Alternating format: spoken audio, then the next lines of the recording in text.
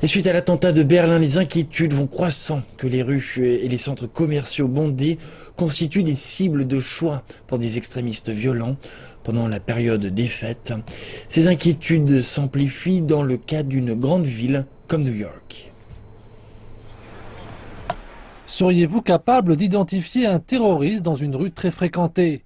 Chacun de ces badauds de Noël au cœur de Manhattan pourrait en être un. C'est un problème auquel la police est confrontée tous les jours.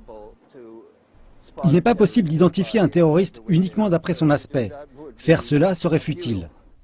En novembre, les autorités américaines avaient émis un sombre avertissement aux Américains, leur demandant d'être sur leur garde aux abords des sites célèbres et à l'approche de Noël. On pouvait lire dans un bulletin du département de la sécurité intérieure des États-Unis, la saison des fêtes en particulier offre des opportunités supplémentaires aux extrémistes violents de cibler des événements publics et des lieux où les gens se rassemblent. Selon des analystes, la principale inquiétude est le loup solitaire qui agit sans le soutien formel de l'organisation État islamique ou d'un autre groupe extrémiste. C'est l'inquiétude numéro un. Il n'y a pas grand-chose à faire à ce sujet. Comme nous l'avons vu avec l'attentat dans un marché de Noël à Berlin cette semaine.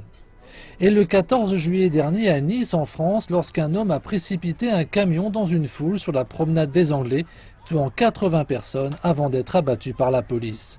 L'organisation État islamique a qualifié celui-ci de soldat de l'État islamique, mais a indiqué n'avoir eu aucune connaissance préalable du plan. En regardant cette carte des États-Unis, je peux penser que les plus grandes menaces pèsent sur New York, Washington, Los Angeles et San Francisco si elles sont réelles. Elles sont réelles, mais il y a des menaces partout. Partout, il y a des personnes qui peuvent avoir du ressentiment contre la vie dans ce pays et qui pensent qu'elles n'ont d'autre option que de tuer des gens de façon indiscriminée.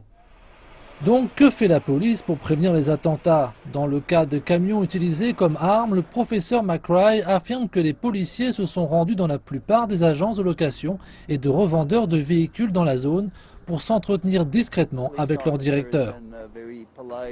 Les policiers sont très polis. Voici ce que nous voulons que vous cherchiez, voici quelques caractéristiques, il vous suffit de nous appeler. Voici notre carte, si vous avez quelques suspicions que ce soit. Il insiste que les attaques terroristes sont extrêmement rares.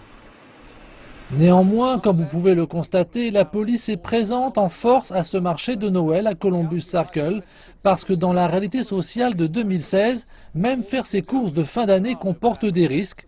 Tout ce qu'il nous reste à faire est de demeurer vigilants et espérer que si les attentats sont planifiés, les autorités parviendront à interpeller leurs auteurs à temps.